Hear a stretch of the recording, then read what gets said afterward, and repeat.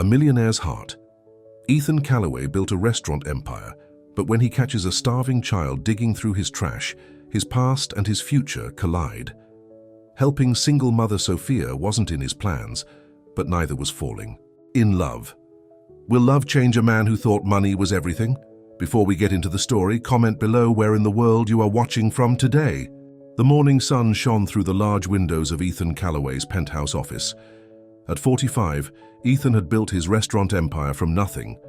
Today he owned 15 high-end restaurants across the country, with the flagship location in downtown Manhattan. "Mr. Calloway, the board is waiting for you in the conference room," his assistant Jennifer announced through the intercom. Ethan straightened his expensive tie and grabbed the folder containing the quarterly reports. His restaurants had seen record profits, and he was eager to share the news. "Gentlemen," Ethan said as he entered the conference room, "I'm pleased to announce that profits are up 20% from last quarter." The board members applauded. Ethan's business partner, Richard Bennett, slapped him on the back. "How you've done it again, Ethan," Richard said. "Your father would be proud." Ethan's smile faltered slightly. His father had never been proud of anything Ethan had done. Growing up poor with an alcoholic father who beat him for asking for seconds, at dinner had shaped Ethan's view of the world. He'd clawed his way out of poverty through hard work and determination. He believed everyone could do the same if they just tried hard enough. "Thank you, Richard," Ethan replied. "But we're not done growing yet. I've got my eye on opening 3 new locations by the end of the year." After the meeting, Ethan decided to visit his Manhattan restaurant for a surprise inspection. He prided himself on maintaining the highest standards at all his establishments. The Sapphire Grill was Ethan's crown jewel, an upscale steakhouse where celebrities and business executives dined. As he walked through the kitchen, the staff straightened up, working with renewed intensity under the boss's watchful eye. "Everything looks good," Ethan told the manager, Marcus. "I'll stay for dinner and observe from the dining room." As Ethan sat at his private table in the corner, he watched the restaurant operate with precision. The servers moved efficiently. Between tables, the food came out quickly, and the customers seemed pleased. A young waitress approached his table. Her name tag read Sophia. He recognized her as a relatively new hire. "Good evening, Mr. Calloway," she said with a nervous smile. "What can I get for you tonight?" "The usual, Sophia. Ribeye, medium rare, baked potato with everything on the side, and a glass of the Cabernet." "Right away, sir." Ethan watched her work throughout the evening. Unlike some of his staff who slacked off when they thought no one was looking, Sophia moved with purpose. She was attentive to her customers, quick to refill water glasses, and seemed genuinely concerned when one diner complained about his meal being undercooked. The restaurant closed at 11, and Ethan stayed to go over some paperwork with Marcus. By the time he left, it was past midnight. As he stepped out the back door into the alley where his driver waited, he noticed movement near the dumpsters. A small boy, no older than 6, was digging through the trash, pulling out scraps of food with trembling hands. Ethan frowned. He didn't like seeing anyone near his property after hours, especially not someone going through the garbage. It reflected poorly on the restaurant. "Hey, kid," he called out, his voice sharper than he intended. The boy flinched, clutching a half-eaten dinner roll to his chest. I'm sorry, mister," the boy stammered. "I'll leave." Before Ethan could respond, a woman's voice cried out, "Noah!" Sophia, still in her waitress uniform, ran into the alley and pulled the boy close to her. "What are you doing here? You're supposed to be at Mrs. Garcia's." "I was hungry," the boy whispered. "Mrs. Garcia fell asleep, and there wasn't any food." Sophia looked up and noticed Ethan standing there. Her face paled. "Mr. Calloway," she said, straightening up. "I'm so sorry about this." Ethan's eyes moved between Sophia and the boy. "This is your son?" Sophia nodded. Her chin lifted slightly despite her obvious embarrassment. "Yes, sir. And he's digging through my trash for food?" Sophia's face burned with shame. I don't make enough to cover rent and food. The babysitter costs most of what I make, but I didn't want to ask for help or cause any trouble." Ethan should have walked away. This wasn't his problem. Employees were always asking for raises, claiming hardship. If he gave in to one, they'd all expect it. But as he looked at little Noah, something stirred in his memory.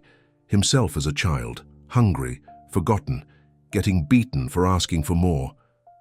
"Come inside," Ethan said, his voice softer now. "Both of you." He led them back into the restaurant and instructed the kitchen staff, who were still cleaning up, to prepare a meal. "Make enough for them to take home leftovers," he added. Sophia sat nervously at a table while Noah eagerly devoured a plate of pasta and meatballs. "How long have you been working for me?" Ethan asked. "Almost a year, sir. And you've been struggling this whole time?" Sophia looked down at her hands. "It's gotten worse since my landlord raised the rent. I pick up extra shifts at a coffee shop in the mornings, but after paying the babysitter, there's hardly anything left." "Why not ask for help?" Sophia met his eyes. "Pride, I guess, and fear. I need this job." Noah looked up from his plate.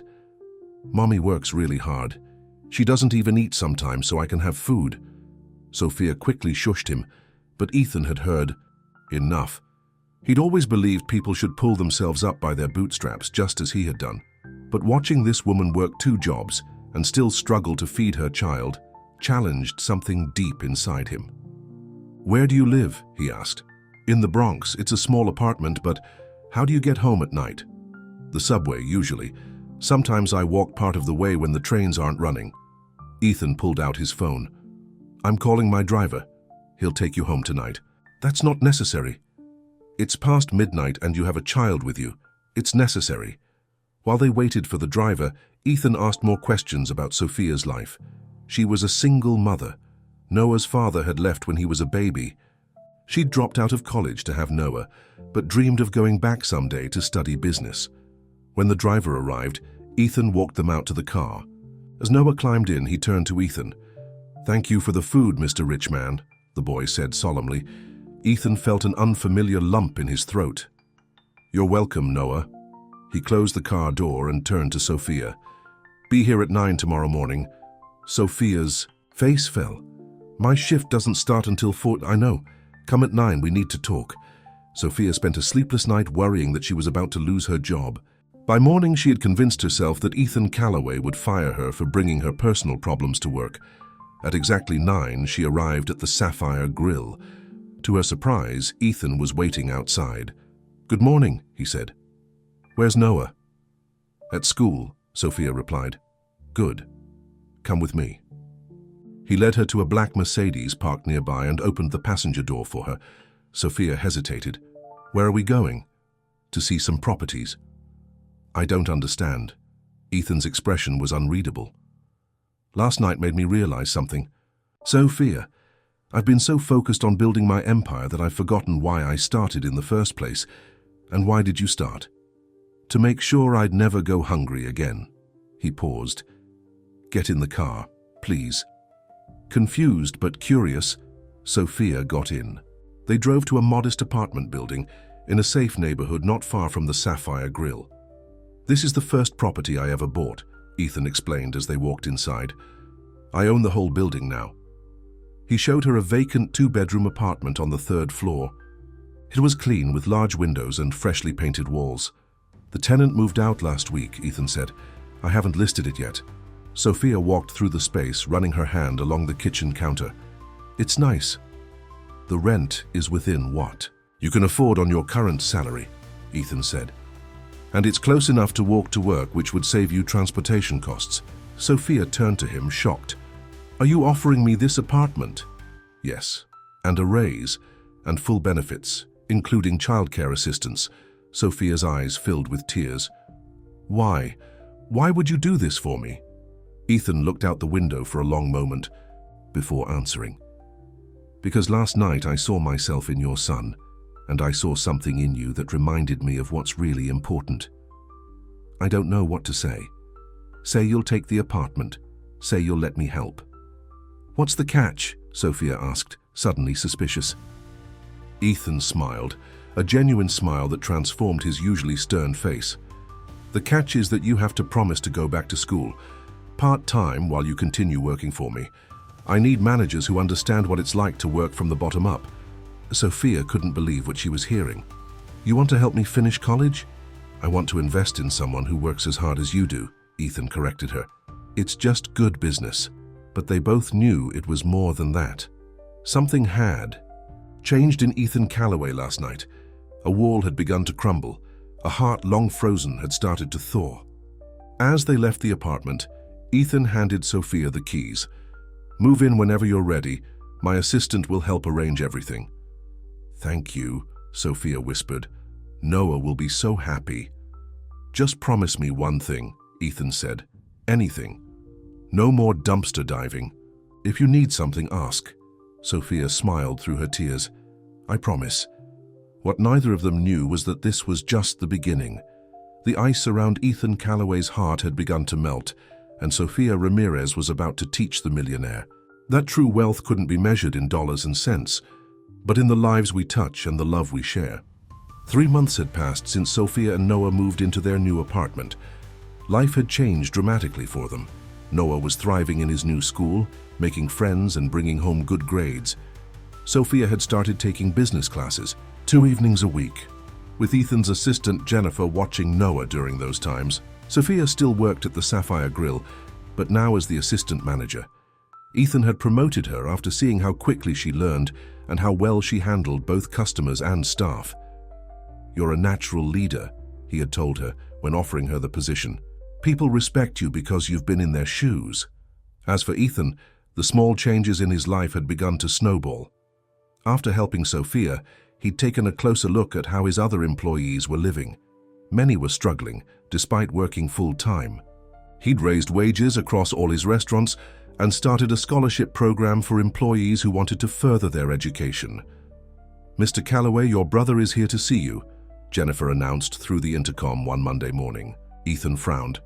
His younger brother James rarely visited the office. Their relationship had been strained for years, ever since Ethan refused to bail James out of his gambling debts. "Send him in," Ethan said, bracing himself. James sauntered into the office wearing an expensive suit that looked brand new. His smile was charming but didn't reach his eyes. "Big brother, how's the restaurant king doing these days?" "I'm busy, James. What do you want?" James placed a hand over his heart in mock offense. "Can't a man visit his successful brother without wanting something?" "Not when that man is you," Ethan replied dryly. James laughed and dropped into the chair across from Ethan's desk. "Fair enough. Actually, I heard some interesting rumors about you lately." "What rumors?" "That you've gone soft, raising wages, giving away apartments, funding education for waitresses." James leaned forward. "That doesn't sound like the brother I know." Ethan stiffened. "I'm making investments in my business. Happy employees mean happy customers." "Is that all it is? Because the word on the street is that you've developed quite an interest in a certain single mother." "Sophia Ramirez is a valued employee," Ethan said carefully. Nothing more. But even as he said it, Ethan knew it wasn't entirely true. Over the past months, he'd found himself looking forward to his daily visits to the Sapphire Grill, where he could watch Sophia in action. They often stayed late, discussing ideas for the restaurant. Sometimes, when Noah was there after school, the three of them would share dinner together. Ethan had never felt so comfortable with anyone before. Sophia didn't care about his money or status. She challenged him, made him laugh, and somehow understood parts of him he'd never shared with anyone. "Well, whatever she is," James continued, interrupting Ethan's thoughts, "I hope she's worth it. Because your board members are concerned, Richard Bennett especially." Ethan frowned. "Richard hasn't said anything to me." "He wouldn't, would he? Not to your face." James stood up. "Look, I'm just giving you a friendly warning. People are talking, they think you're losing your edge." After James left, Ethan sat thinking about his brother's words. Was he losing his edge? Or was he finally finding his humanity? That evening, Ethan decided to leave work. Early? He drove to Noah's school and waited outside, watching as children poured out of the building. When Noah spotted Ethan's car, his face lit up. "Mr. Ethan," he called, running over. "What are you doing here?" "I thought I'd surprise you," Ethan said, smiling.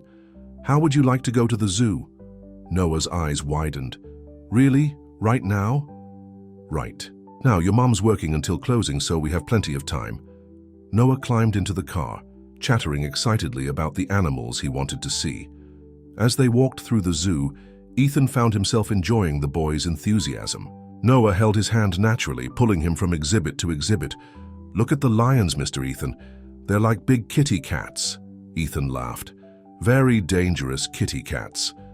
At the monkey enclosure, Noah grew thoughtful.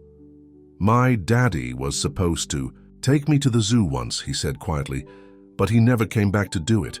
Ethan felt a surge of anger toward this unknown man who had abandoned his child. Well, I'm here now, he said, squeezing Noah's hand, and those monkeys aren't going anywhere. By the time they arrived at the Sapphire Grill, Noah had fallen asleep. In the back seat, Ethan carried him inside where Sophia was just finishing her shift.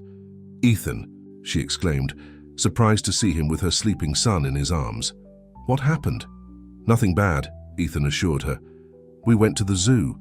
He wore himself out seeing every animal twice. Sophia's face softened. You took him to the zoo? Just because he's a good kid. I enjoyed it as much as he did. Sophia touched his arm. Thank you for everything you've done for us. Their eyes held for a moment too long, and Ethan felt something shift between them. But before either could say anything, more Richard Bennett walked in. Ethan, I've been looking for you, Richard said, his eyes moving suspiciously between Ethan and Sophia. We need to discuss the new location. It's after hours, Richard, Ethan said, still holding the sleeping Noah. Can't it wait until tomorrow? Richard's gaze landed on Noah. This is exactly what I wanted to talk to you about. Your distractions. Sophia stiffened. I should take Noah home, she said quietly, reaching for her son. Ethan carefully transferred the sleeping boy to her arms. I'll call you later, he told her. After Sophia left, Ethan turned to Richard. What's this about, Richard? Let's sit down. The two men took a booth in the empty restaurant.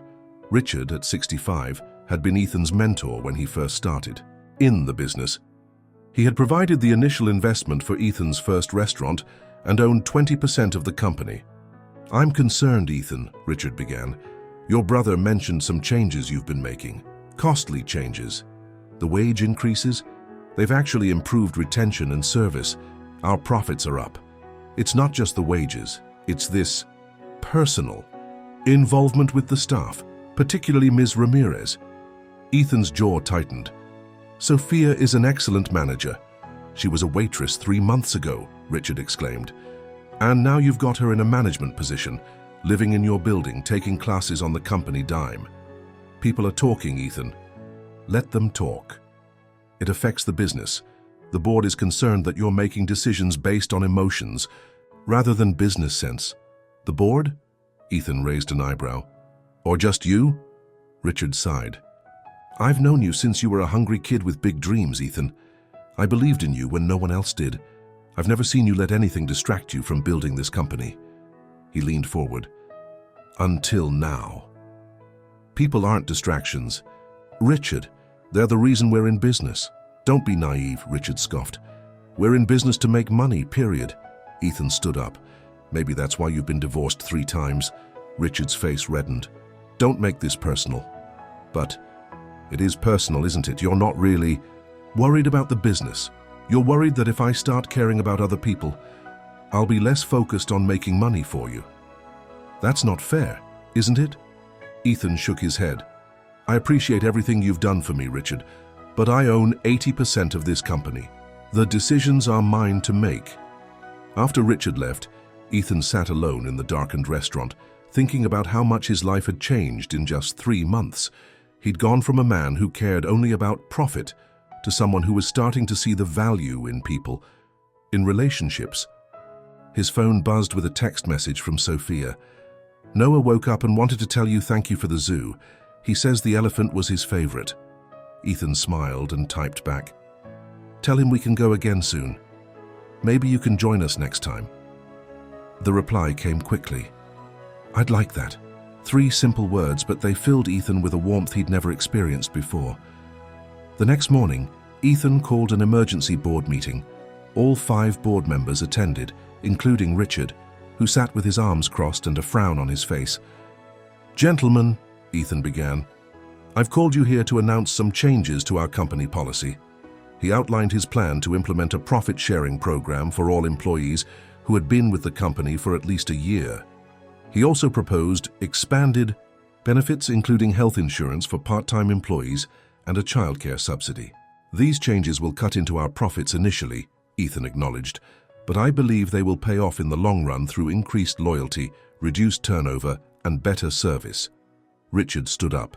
This is absurd. We're not a charity, Ethan. We're a business. A business is only as good as its people, Ethan countered, and I want the best people working for us. That means treating them with respect and making sure they can take care of their families. The vote was 3-2 in favor of Ethan's proposals, with Richard and one other board member opposing. After the meeting, Richard cornered Ethan in the hallway. "This isn't over," he warned. "You're making a big mistake." "The only mistake I made was thinking that money was all that mattered," Ethan replied. Later that day, Ethan stopped by the Sapphire Grill to see Sophia. She was in the office reviewing inventory lists. "Got a minute?" he asked from the doorway. Sophia looked up and smiled. "For you? Always?" Ethan sat down across from her desk, the desk that had once been his when he first opened the restaurant. "I did something today that might sound crazy." He told her about the board meeting and the changes he'd proposed. "That doesn't sound crazy," Sophia said when he finished. "It sounds wonderful. Your employees will be so grateful." "Richard thinks I've lost my mind." Sophia leaned forward. "Can I ask you something?" "Anything." "Why are you doing all this?" "Really?" Ethan thought for a moment. "Because of you and Noah." "What do you mean?" "Seeing you that night, working so hard but still struggling, it made me remember what it was like to be hungry. To feel like no matter how hard you worked, you couldn't get ahead." He paused. "I don't want anyone who works for me to feel that way." Sophia reached across the desk and took his hand. "You're a good man, Ethan Callaway. Better than you give yourself credit for." Their eyes met, and Ethan felt his heart race. He wanted to tell her how much she meant to him, how in just 3 months she had changed his entire outlook on life. But before he could find the words, Noah burst into the office. "Mom, Mr. Ethan!" "Guess what? I got an A on my science project." The moment passed, but Ethan held onto the feeling of Sophia's hand in his, the warmth of her smile, the way she saw good in him that he hadn't known existed. What he didn't know was that Richard Bennett was already plotting to remove Ethan from his position as CEO, and he planned to use Sophia to do it. That night, as Richard sat in his luxurious home office, he made a phone call. "I need information on Sophia Ramirez," he told the private investigator. "Dig deep. Everyone has secrets. Find hers." Across town in her new apartment, Sophia tucked Noah into bed. "Mr. Ethan is really nice, isn't he, Mom?" Noah said sleepily. "Yes, honey, he is. Do you like him? Like him?" Sophia smiled and brushed Noah's hair from his forehead. "Go to sleep, mister." But as she turned out the light, Sophia admitted to herself what she had been trying to deny for weeks. She was falling in love with Ethan Callaway, and it terrified her, because men like Ethan, powerful, wealthy men, didn't end up with women like her. Did they? Richard Bennett sat in his office, reviewing the folder the private investigator had just delivered. The information about Sophia Ramirez was disappointingly ordinary. She was exactly who she appeared to be, a hard-working single mother with no criminal record or scandalous past. "There has to be something," Richard muttered, flipping through the pages again. The investigator shrugged.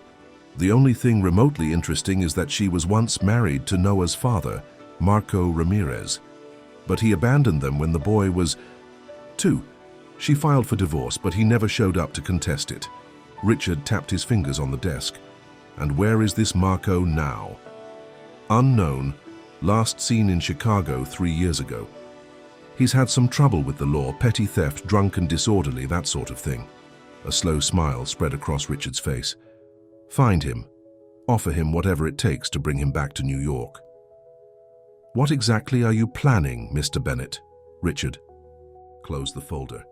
"I'm planning to save Ethan from himself."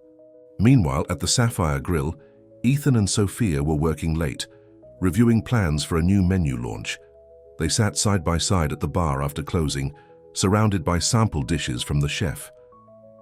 "I think the seafood risotto is a winner," Sophia said, making a note on her tablet, "but the duck confit needs work." Ethan nodded, watching her more than the food. Over the past few weeks, He'd found himself increasingly drawn to Sophia. It wasn't just her intelligence or work ethic that attracted him. It was the way she laughed, the gentle way she spoke to the staff, the fierce love she had for her son. "Earth to Ethan," Sophia said, waving a hand in front of his face. "Did you hear what I said about the dessert options?" "Sorry," Ethan said, blinking. "I was distracted." Sophia tilted her head. "You've been distracted a lot lately. Is everything okay?" Ethan took a deep breath. "Sophia, I need to ask you something." Her eyes widened slightly. "Okay. Would you—" Ethan's phone rang, interrupting the moment. He glanced at the screen and frowned. "It's the alarm company for the downtown restaurant. I need to take this." While Ethan stepped away to take the call, Sophia tried to calm her racing heart. She had a feeling she knew what Ethan was about to ask, and she wasn't sure how to answer. Over the past months, they had grown closer than she'd ever expected. Noah adored him, and Sophia found herself thinking about Ethan constantly. But there was still such a gap between them, not just in wealth, but in experience, in social circles. Ethan belonged to a world that Sophia had only glimpsed from the outside. How could she possibly fit into his life? "I have to go," Ethan said, returning.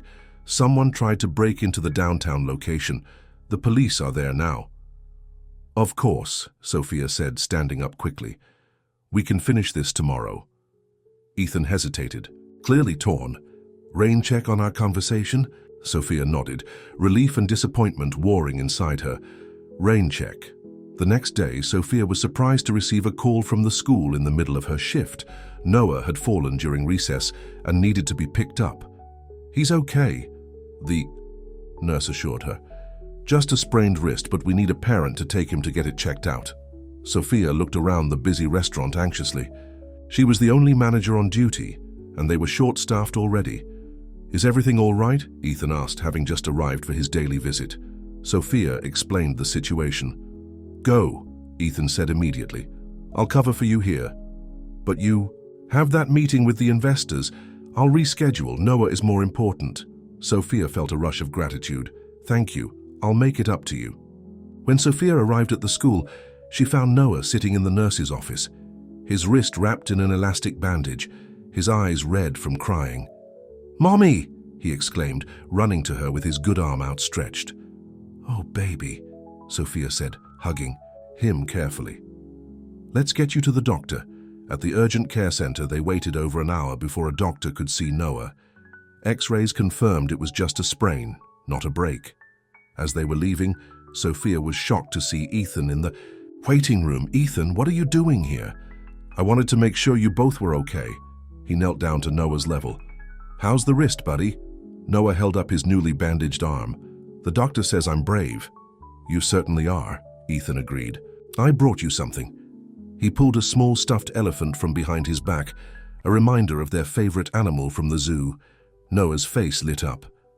"Thank you." He hugged the elephant with his good arm. "I also thought you might be hungry," Ethan said, standing up. "How about we grab some dinner?" They went to a casual family restaurant where Noah could have his favorite spaghetti and meatballs. As they ate, Sophia couldn't help noticing how natural it felt, the three of them together, like a family. "You didn't have to do this," she told Ethan while Noah was distracted by the children's menu games. "I wanted to," Ethan replied simply. "Sophia, about yesterday." "Mr. Ethan, look," Noah interrupted, showing Ethan the maze he'd completed. "Good job, buddy," Ethan said, the moment lost again. Later, after Noah had been tucked into bed with his new elephant clutched in his good arm, Sophia and Ethan sat in her living room, talking in low voices. "Thank you for today," Sophia said. "For everything." Ethan looked at her intently. "You don't need to thank me. I care about both of you." There was a weight to his words that made Sophia's heart skip. "Ethan, Please let me say this," Ethan interrupted gently. "I've been trying to find the right moment, but maybe there isn't one." He took her hand. "Sophia, these past few months have changed me. You and Noah have shown me what's really important in life." Sophia felt tears forming in her eyes. "We feel the same way about you." "I've never felt this way about anyone before," Ethan continued. I think, no, I know I'm falling in love with you.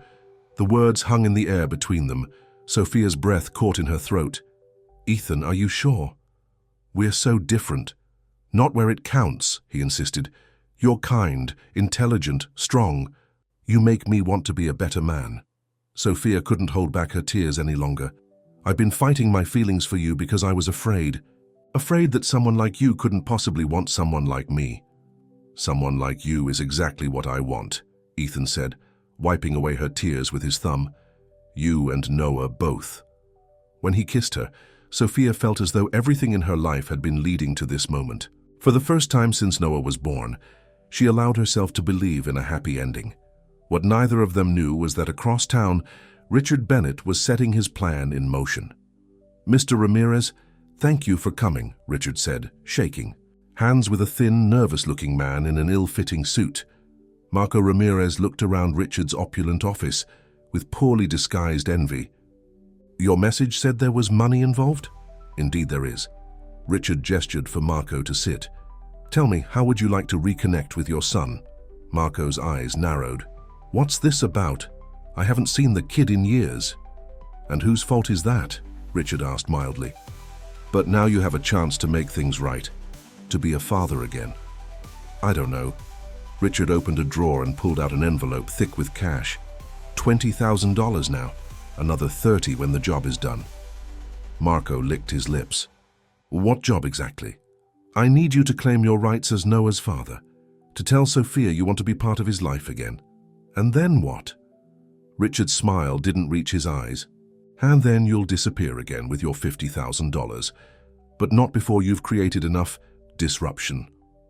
The following Sunday, Ethan invited Sophia and Noah to his penthouse for the first time.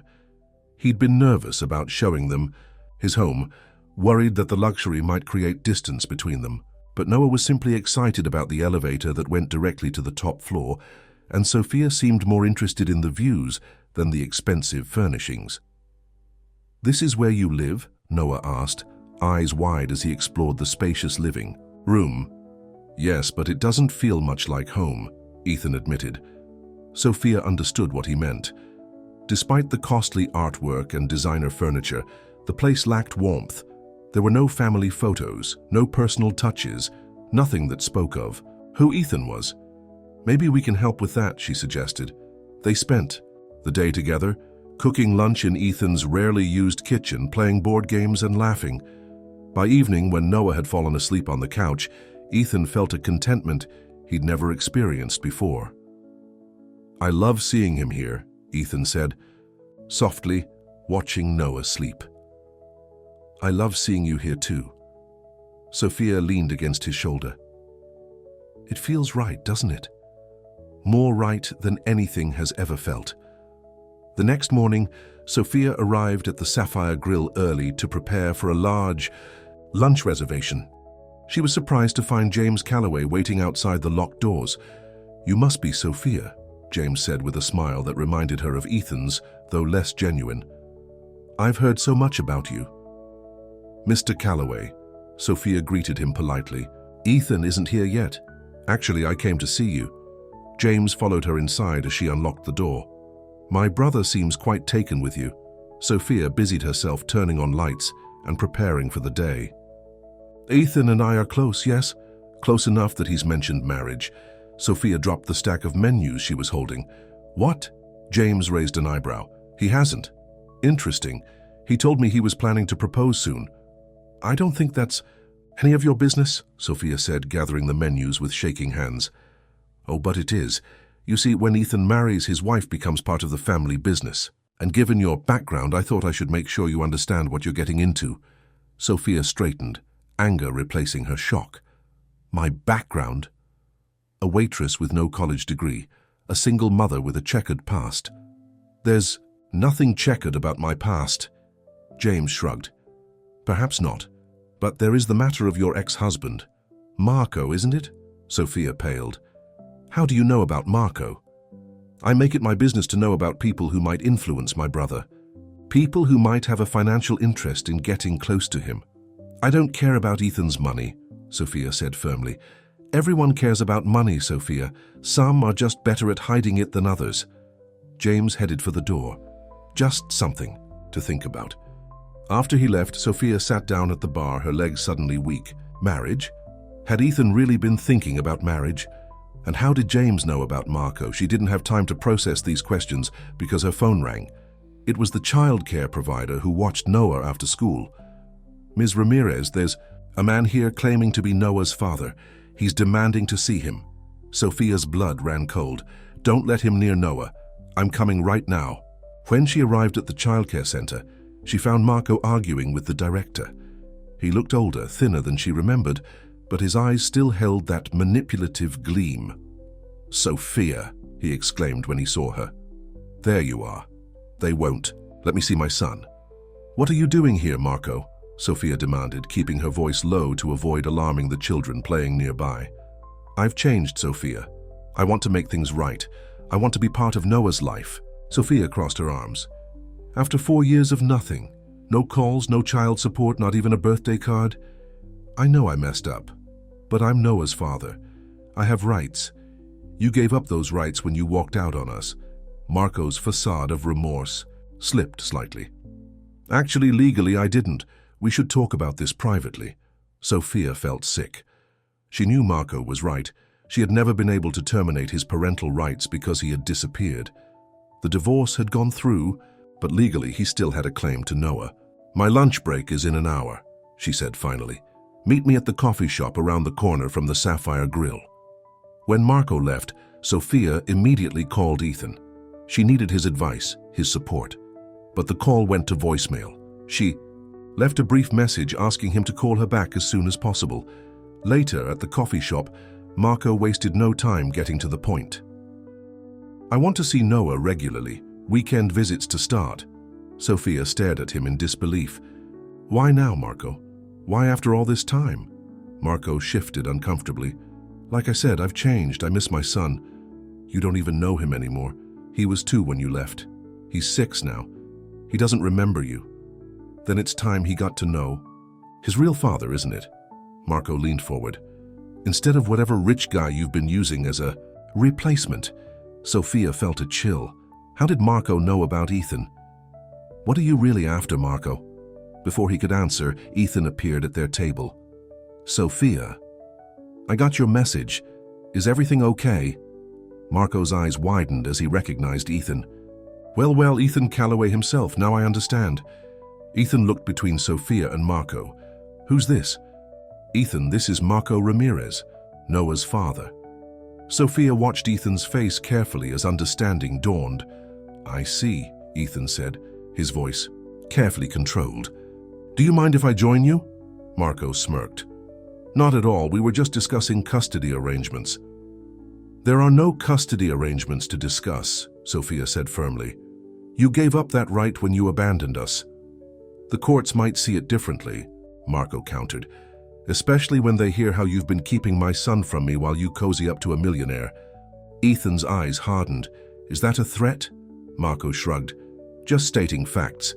I want to see my son. I have rights." "Rights come with responsibilities," Ethan said coldly. "Where have you been for the past 4 years? Where was your support? When Noah needed food, clothes, medicine, that's between me and Sophia." "No, it's about Noah," Sophia interjected. "And what's best for him?" Marco leaned back in his chair. "What's best for him is to know his real father." "What do you want, Marco?" Ethan asked bluntly. "Really?" Marco hesitated, then named a figure that made Sophia gasp. $200,000. For me to sign away my parental rights permanently. "You're selling your own son," Sophia whispered, horrified. "I'm being practical," Marco replied. "We all know you're better off without me in Noah's life. I'm just making it official." Ethan stood up. "I think we're done here. Sophia, let's go." Marco grabbed Sophia's arm as she started to rise. "Think about it, Sophia. This is a clean break. Otherwise, I'll be in and out of Noah's life for years. Is that what you want?" Ethan gently removed Marco's hand. "Don't touch her again." Outside the coffee shop, Sophia finally broke down. "I can't believe this is happening. How did he even find us?" Ethan held her close. "I don't know, but we'll figure it out. I promise." "He's only after money, Ethan. He doesn't care about Noah." "I know." Ethan's jaw was set in a determined line. "And he's not going to get near Noah, I'll make sure of it." What they didn't know was that Richard Bennett was watching them from across the street, a satisfied smile on his face. The first part of his plan was working perfectly. That night, after putting Noah to bed, Sophia called her lawyer friend from college. The news wasn't good. "Marco does still have legal rights," the lawyer confirmed. "And if he takes it to court, it could get messy. He could demand visitation at the very least." "He doesn't care about Noah," Sophia said, frustrated. "He just wants money." "Then maybe paying him off is the cleanest solution," the lawyer suggested, gently. "It's not ideal, but it would give you and Noah closure." Sophia hung up feeling defeated. The thought of paying Marco felt wrong on every level, but the alternative, having him reappear in Noah's life only to disappear again when he got bored, seemed worse. Ethan arrived shortly after with takeout dinner. He listened as Sophia explained what her lawyer had said. "Let me pay him," Ethan offered immediately. "I can't ask you to do that." "You're not asking. I'm offering." Ethan took her hands. "Sophia, I love you. I love Noah. I want to protect both of you. But it's so much money." "It's just money," Ethan said simply. "What matters is keeping Noah safe and happy." Sophia looked into his eyes and saw nothing but sincerity. "James came to see me today," she said suddenly. "He mentioned something about marriage." Ethan winced. "My brother has a big mouth." "So it's true? You've been thinking about marriage?" "I've been thinking about spending the rest of my life with you and Noah," Ethan admitted, "but I wanted to wait for the right moment to bring it up." "And you think this is the right moment? When my ex-husband has suddenly reappeared demanding money?" Ethan smiled ruefully. "No, not exactly how I planned it." He moved to sit beside her on the couch. "But maybe there's never a perfect moment. I just know that I love you, Sophia. I want to build a life with you and Noah." Sophia felt tears welling up. "I love you too, Ethan, but this is happening so fast. We don't have to decide anything right now. Let's deal with Marco first." As they sat together, making plans, neither was aware that the real threat wasn't Marco Ramirez. It was Richard Bennett, who was already preparing the next phase of his plan to separate them, permanently. Richard Bennett sat in his office, pleased with how his plan was developing. Marco Ramirez had reported back about his meeting with Sophia and Ethan.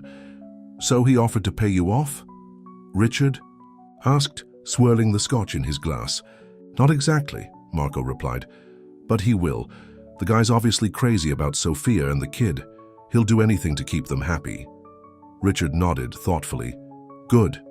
When he does, I want you to take the money, but don't sign anything yet. Tell them you need time to think it over." Marco frowned. "That wasn't our deal. I get the money, I sign the papers, I disappear. That's what you said." "Plans change," Richard said coldly. "You'll get your money, Mr. Ramirez. In fact, I'll double it. But you're going to follow my instructions exactly." Marco shifted uncomfortably. "I don't want to hurt Sophia. She's been through enough." "How touching," Richard said sarcastically. "Should have thought about that before you abandoned her and your son." Marco had no response to that. "Now," Richard continued, "here's what you're going to do next." Across town, Ethan was meeting with his lawyer to discuss Marco's demand. "We can draft an agreement for termination of parental rights," the lawyer explained. "But it needs to be voluntary on his part. We can't force him." "Money seems to be a strong motivator for him," Ethan replied grimly. "It often is in these cases," the lawyer said. "But be careful. This could be seen as buying a child if not handled properly." Ethan frowned. "I don't care how it looks. I just want to protect Noah and Sophia." "I understand. Let me draw up the papers. We'll make the payment contingent on him signing away his rights permanently and agreeing to no contact." That evening, Ethan went to Sophia's apartment for dinner. Noah greeted him with an enthusiastic hug. "Mr. Ethan, Mum says you're staying for spaghetti night." Ethan picked him up, careful of his still healing wrist.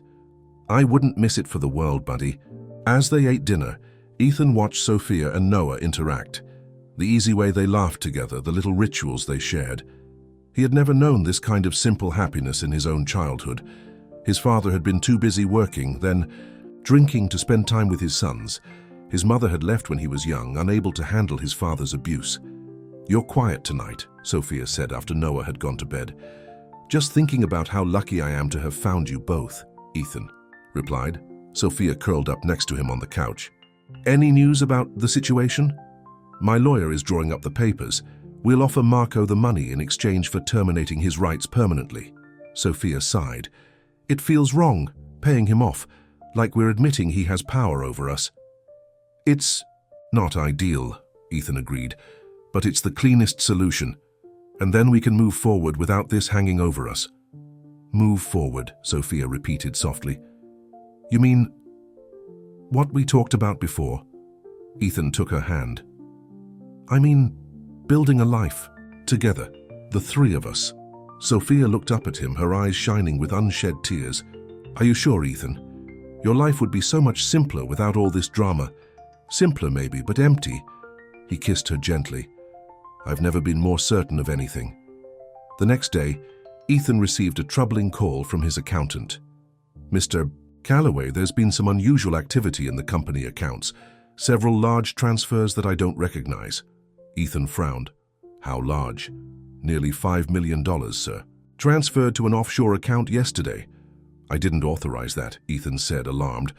"Lock down all the accounts immediately. I'm coming in." At the office, Ethan discovered that someone had used his digital signature to authorize the transfers. Only a few people had that level of access to the company systems, including Richard Bennett. When confronted, Richard was the picture of innocence. "Why would I steal from a company I partly own, Ethan? That makes no sense." "To frame me, perhaps?" Ethan suggested coldly. "To make it look like I'm embezzling funds?" Richard scoffed. "You're being paranoid. Maybe you should spend less time playing house with your waitress and more time watching your business." Ethan's hands clenched into fists. "Don't bring Sophia into this." "She's already in it, Ethan.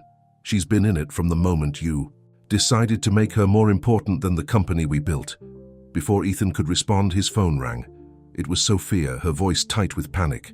"Ethan, Marco just showed up at Noah's school. He told them he's Noah's father and tried to take him." The principal stopped him, but he's threatening to call the police. "I'm on my way," Ethan said, already heading for the door. He pointed at Richard. "This isn't over." Richard merely smiled. "No, it's not." At the school, Ethan found Sophia arguing with Marco in the principal's office. Noah sat in a chair nearby, looking confused and frightened. "What's going on here?" Ethan demanded. Marco turned to him with a smug expression. "Just trying to see my son, as is my right." "You have no rights until a court says you do," Sophia snapped. "You can't just show up and take him." Actually, Ms. Ramirez, the principal, interjected gently. "Legally, he is listed as Noah's father on the birth certificate. Without a court order specifying otherwise, we can't prevent him from seeing Noah." Sophia looked devastated. Ethan put his arm around her shoulders. "Noah, come here, buddy," Ethan said, holding out his hand. Noah ran to him immediately, burying his face in Ethan's suit jacket. "I don't want to go with that man," he whispered. Marco's face hardened. "That's because you've poisoned him against me. Turned him against his own father while you're shacking up with some rich guy." "That's enough," Ethan said firmly. "Noah is going home with his mother, where he belongs. If you want to pursue visitation, you can do it through the courts." "Fine," Marco said. "But this isn't over." As they left the school, Ethan noticed Marco getting into a car he recognized as belonging to Richard Bennett.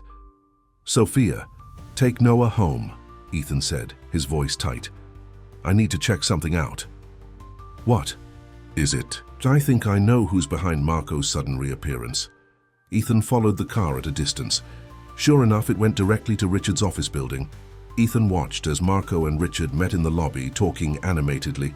Ethan took out his phone and snapped several photos of the two men together. Then he called his lawyer. "I need an emergency restraining order," he said, "and I want to file charges of attempted child abduction." That night, Ethan explained what he had discovered to Sophia. "Richard is behind all of this," he said. "He's been pushing Marco to cause trouble for us. I think he's hoping that if he creates enough chaos in my personal life, the board will vote to remove me as CEO." Sophia looked horrified. "All this just because you raised wages and started treating Your employees better? It's about control, Ethan explained. Richard has always seen the company as an extension of himself. My changes threaten that vision. What are we going to do? Ethan's expression was determined. First, we're going to make sure Marco can't get near Noah again. My lawyer is filing for an emergency order based on abandonment and the scene at the school today. And Richard? I have proof that he's been embezzling company funds. The transfers were disguised to look like they came from me, but our IT team found evidence that they originated from Richard's computer. Sophia shook her head in disbelief. He was willing to steal from his own company just to frame you.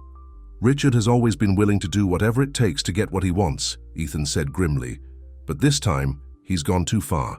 The next morning, Ethan called an emergency board meeting. All members were present, including Richard, who looked supremely confident. Gentlemen, Ethan began, I've called you here to address a serious matter of corporate theft and personal harassment. Richard laughed. Is this about those mysterious transfers? Ethan, we all know you've been distracted lately. Perhaps you made those transfers yourself and simply forgot. That would be convenient for you, wouldn't it, Richard? Ethan pressed a button, and the projector displayed the photos he had taken of Richard and Marco together. But how do you explain your meetings with Marco Ramirez, the man who abandoned Sophia and Noah years ago and who you've been paying to disrupt their lives? The board members murmured in confusion. Richard's confident smile faltered. I don't know what you're talking about, he said weakly. Don't you? Ethan displayed another image, a bank statement showing payments from Richard's personal account to Marco. Our IT team has recovered deleted emails between you and Marco, discussing your plan to use him to distract me from the company. And then there's the matter of the $5 million you transferred from company accounts, disguised to look like I had done it. Richard's face had gone pale. You can't prove any of this. Actually, we can, said Jennifer, Ethan's assistant, entering the room with a USB drive. Mr. Ramirez came to see me this morning. He recorded your conversations, Mr. Bennett. He said he didn't sign up to help steal money or harass a child. As the recording played, Richard's plan was laid bare for everyone to hear. The board listened in shocked silence as Richard outlined how he would use Marco to create chaos in Ethan's personal life, while simultaneously framing Ethan for embezzlement. You've always been too soft, Ethan, Richard's voice said on the recording. The company needs a leader who puts profit first. Once you're gone, I'll dismantle all these ridiculous employee benefits you've implemented. When the recording ended, the boardroom was silent. Then, one by one, the members turned to Richard with expressions of disgust. I move to remove Richard Bennett from the board, effective immediately, said the oldest member, a man who had known Ethan's father, and to report his actions to the authorities. The vote was unanimous. As security escorted Richard from the building, he turned to Ethan with hatred in his eyes. You'll regret this, he spat. That woman and her brat have made you weak. Ethan shook his head. No, Richard. They've made me stronger than I've ever been. They've shown me what really matters. Later that day, Ethan received word that the judge had granted the emergency restraining order against Marco. The police were also investigating Richard's embezzlement, and his assets had been frozen. Ethan went directly to Sophia's apartment to share the news. He found her and Noah in the kitchen baking cookies. Mr. Ethan, Noah called excitedly. We're making chocolate chip cookies. Want to help? I'd love to, Ethan said, rolling up his sleeves. For the next hour, the three of them baked together, laughing and making a mess. Ethan couldn't remember ever feeling so content. After Noah had gone to bed, Ethan told Sophia everything that had happened with Richard. So it's over? She asked. Marco can't take Noah, and Richard can't hurt you anymore. It's over, Ethan confirmed. Marco won't be a problem. With the restraining order and the evidence of his conspiracy with Richard, no judge would grant him visitation, and Richard will likely be facing criminal charges. Sophia let out a long breath. I can hardly believe it. Believe it, Ethan said, taking her hands. And believe this too. I love you, Sophia Ramirez. You and Noah have changed my life in ways I never imagined possible. Sophia's eyes filled with tears. We love you too, Ethan. So much. Ethan took a small velvet box from his pocket. I was planning to do this differently, something more romantic perhaps, But I don't want to wait any longer. He opened the box to reveal a beautiful diamond ring. Sophia, will you marry me? Will you and Noah become my family? Sophia's tears spilled over as she nodded. Yes, she whispered. Yes, we will. As Ethan slipped the ring onto her finger, he felt a completeness he had never known before. Money had never brought him happiness like this, like the feeling of Sophia in his arms, like Noah's laughter, like the knowledge that he was truly loved. 6 months later, Ethan and Sophia were married in the garden behind the sapphire grill. Noah, dressed in a miniature tuxedo, served as the ring bearer. The guest list included all of Ethan's employees from every restaurant location, people who had become more like family over the past year as Ethan's company culture transformed. Richard Bennett had been convicted of embezzlement and was serving time in a minimum security prison. Marco Ramirez, after testifying against Richard, had signed away his parental rights to Noah and moved to California with the agreement that he would have no contact with Noah until the boy was 18 and could decide for himself. James Calloway, to everyone's surprise, had undergone his own transformation after seeing the changes in his brother. He had entered rehab for his gambling addiction and was now working at one of Ethan's restaurants, learning the business from the ground up. After the ceremony, as Ethan and Sophia shared their first dance as husband and wife, Noah joined them on the dance floor. Ethan lifted the boy into his arms, and the three of them swayed together under the twinkling lights. "Are you happy, Mummy?" Noah asked. Sophia looked at her son and her new husband, the two great loves of her life, and smiled through her tears. "Happier than I ever dreamed possible, sweetheart." "And you, Dad?" Noah had only recently started calling Ethan Dad, a moment that had brought tears to Ethan's eyes the first time. "I'm the luckiest man in the world," Ethan said honestly. "I have everything I never knew I needed."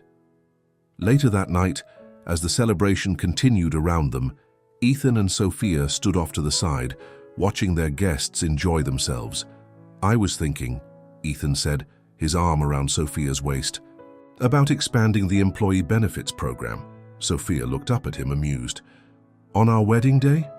"Hear me out," Ethan continued with a smile. "What if we started a foundation?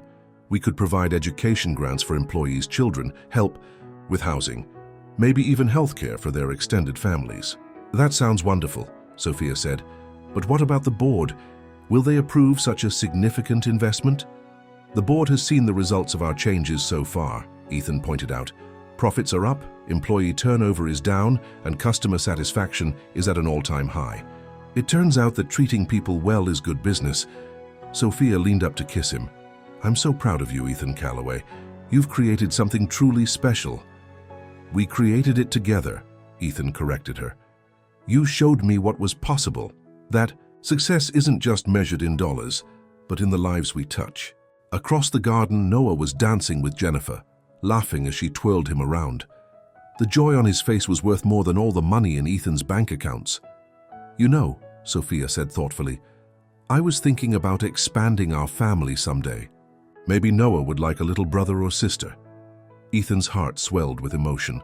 "Nothing would make me happier." As they rejoined the party, greeting guests and sharing their joy, Ethan reflected on how much his life had changed since that cold night when he'd caught Noah digging through the trash. What had begun as a simple act of charity had blossomed into the greatest love story of his life. He had built his restaurant empire from the ground up, driven by a belief that hard work and discipline were all that mattered. But Sophia and Noah had shown him that true wealth came from opening your heart, from being willing to see beyond yourself, from choosing love over money every time. In the end, a millionaire's heart had been transformed not by the wealth he had accumulated, but by the love he had found in the most unexpected place, a love that had made him richer than he could have ever imagined. 1 year later, Ethan stood in the nursery of their new house, rocking his newborn daughter Elena in his arms. Noah, now 7, peered into the crib with wonder on his face. "She's so tiny, Dad," he whispered. "You were that tiny once too, buddy," Ethan told him. Sophia joined them, wrapping her arms around both her boys as they gazed at the newest member of their family. The Calloway Family Foundation was now helping hundreds of employees and their families with education, healthcare, and housing.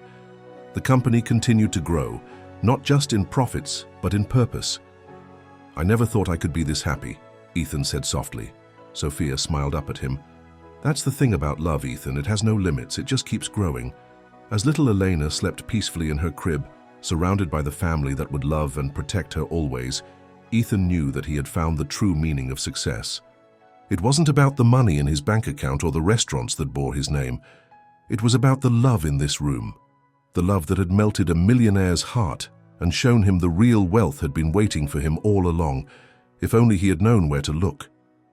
And as Noah slipped his small hand into Ethan's, as Sophia rested her head on his shoulder, Ethan knew with absolute certainty that he was indeed the richest man in the world,